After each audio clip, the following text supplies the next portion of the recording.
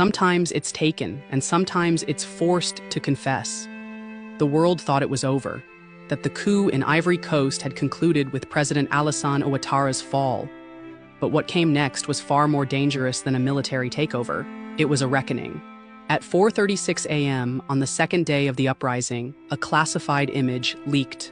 Woatara, alive, seated under military custody, calm, dignified, but undeniably defeated, not in exile, not executed, but held by his own army. The photo shattered the international narrative. Woatara had not escaped, as Western media had claimed. He was in Ivory Coast, and he was being asked to do the unthinkable. The man who had risen to power with IMF credentials, backed by France and praised by Washington, was now at the mercy of a younger generation of nationalist officers, led by a name soon to shake every embassy in Abidjan, General Sékou Doumbia. He wasn't a politician, he wasn't a celebrity. He was a disciplined, silent soldier with one goal. Ouattara came into power with the West. Let him leave power by rejecting it.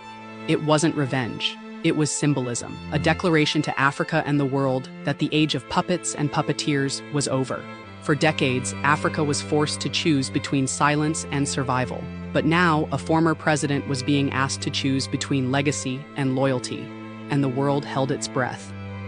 Every revolution has its shadow general, until the day he steps into the light. Before the coup, General Sékou Doumbia was almost unknown outside military circles. No media appearances, no leaks, no flamboyance, just a clean record and quiet movements through the ranks. But within the Ivorian army, he was something else entirely, a symbol of dignity in a force bent under political weight. Born in Korhogo, raised during the turbulence of the Civil War, Doumbia witnessed how politics turned soldiers into pawns and generals into bodyguards for presidents, not protectors of the people. He studied military doctrine in Mali, strategy in Sudan, and insurgency response in Burkina Faso, not through Western programs, but through alliances built across sovereign African defense academies. He refused training invitations from France. He returned every bonus offered to suppress protests, and he kept asking the question many feared to raise: who is the army really serving?